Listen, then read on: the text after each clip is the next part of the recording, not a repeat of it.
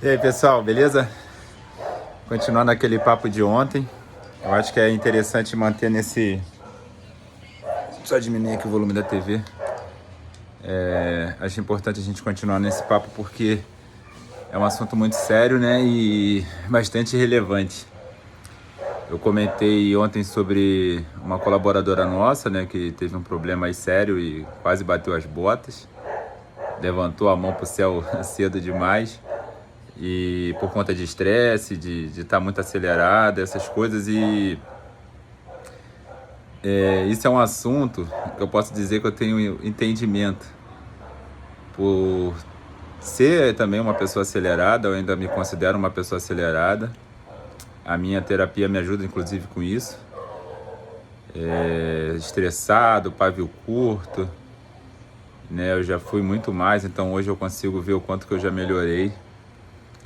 E o quanto que isso é importante pra gente, né? A gente não achar que realmente a gente tem que fazer as coisas com aquela perfeição toda, naquele desespero todo, aquela tensão principalmente, né? Eu acho que é essa tensão que acaba trazendo esse estresse maior, essa cobrança, e que acaba tornando tudo mais pesado. E eu passei por coisas na vida que eu lembrei disso, né? Quando aconteceu essa questão com essa colega nossa, eu lembrei de alguns episódios que aconteceram na minha vida e que aconteceram por conta disso.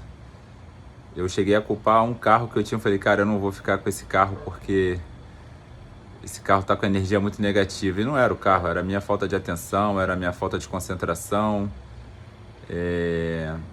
era a minha cabeça com muita informação, pensamentos acelerados. E aí minha cabeça ficava a mil, explodia, não dava conta de tanto pensamento, de tanta cobrança. E aí aconteceram dois episódios, né, que eu lembro, que me fizeram até ter bastante perda financeira, porque são descuidos que a gente está ali trabalhando e uma das coisas, né, por dinheiro, para conseguir ganhar mais, etc. E na verdade eu estava ali enxugando o gelo, né, porque eu trabalhava muito, porém dava motivo para gastar mais com esses problemas que eu arrumei. Então, assim, a primeira coisa que me aconteceu, onde eu moro, né, na garagem que eu tenho aqui em casa, ela tem uma parte plana, mas tem uma rampa. Então, um dia, nessas minhas correrias loucas, eu lembro até que tinha um amigo aqui, né, fazendo um serviço de pintura aqui em casa. Eu cheguei da rua, entrei com o carro, e aí esqueci de puxar o freio de mão. Saí do carro, assim que eu saí do carro e bati a porta, eu acho que já foi assim, um pouco do movimento para o carro começar a se movimentar para frente. E aí, na hora, assim, eu já tinha fechado, trancado o carro no controle. E o carro começou a descer.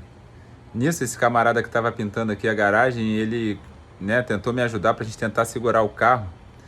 Só que assim, o peso do carro não tinha como a gente segurar e não tinha aonde a gente segurar, que se as janelas estivessem abertas, talvez a gente tivesse conseguido fazer força ali para segurar. E o pior de tudo, eu quase ainda machuquei esse rapaz, né? Porque ele estava fazendo uma pintura na garagem, então ele estava usando ali uma parte. E aí depois que eu entrei com o carro, ele voltou para fazer um serviço no portão. Então ele estava na reta do carro, ele conseguiu sair, o carro desceu, estourou o portão, levou o portão com tudo. O portão, o carro atropelou o portão passou por cima do carro, arrancou o portão do lugar. E assim, o pior ainda poderia ter acontecido, porque a minha casa é casa de rua, então é movimentada, tem um ponto de ônibus na frente da minha casa. Por sorte, não tinha ninguém na porta da garagem, tinha um ônibus parado. E a frente dele estava exatamente no limite do carro, né, da garagem. Então quando o carro arrebentou o portão, ele passou tirando o fino do ônibus. Por sorte também não estava vindo nenhum outro transporte do lado, o ônibus, o caminhão, o carro. Eu cheguei a ter noites difíceis de dormir porque eu fiquei imaginando, cara, imagina se tá passando uma moto e o carro pega uma moto ali, eu nunca ia me perdoar. Então assim, esse foi o primeiro acontecimento que teve por conta dessa questão de estar muito acelerado. E aí o carro foi parar do outro lado da rua. eu fui tentando segurar ele, o carro foi me levando, eu tentando segurar, o carro foi bater no muro do outro lado da rua. Atravessou a rua, né? Subiu a calçada, bateu no meio-fio, subiu a calçada e foi parar no muro do outro lado da rua. E aí eu tive prejuízo com o carro, tive prejuízo com o portão, com um monte de coisa, eu resolvi tudo, beleza. Aí depois, segundo episódio, e não muito distante, que ainda foi com o mesmo carro, eu tava indo para uma importadora, e nessa importadora a mesma história, né? Era uma entrada de subida assim bem grande. Eu subi, deixei o carro no plano e esqueci de puxar o freio de mão de novo. Não aprendi com o primeiro erro. E aí,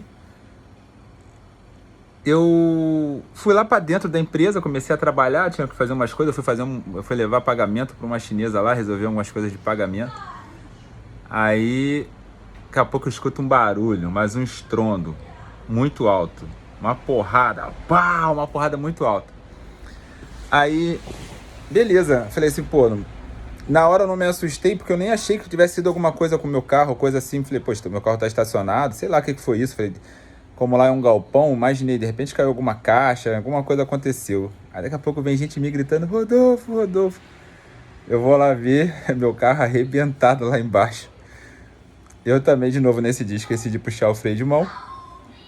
Eu não sei se de repente alguém passando encostou no carro, o que aconteceu. Mas aí o carro, como estava solto, e de novo, eu não ia culpar uma pessoa, eu não sei o que aconteceu de fato, né? Mas o carro estava solto e estava muito perto da descida. E aí o carro desceu e deu um beijo lá embaixo. Só que ele ainda saiu levando assim de lateral as coisas, assim, foi derrubando e arranhando a frente, lateral, traseira, tudo tava batendo, um monte de coisa. E aí quando eu saio, vejo que foi meu carro, eu falei, caraca. Aí eu quis culpar o carro, eu falei, cara, eu não volto com esse carro pra casa, mas esse carro tá amaldiçoado.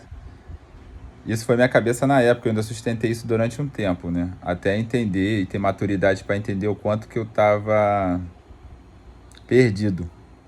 Pensando muito no trabalho e com pouca cabeça para casa, né? Para a família, para casa e para as outras coisas. E aí, nesse dia eu falei assim, eu não vou nem voltar com esse carro para casa, eu não consigo.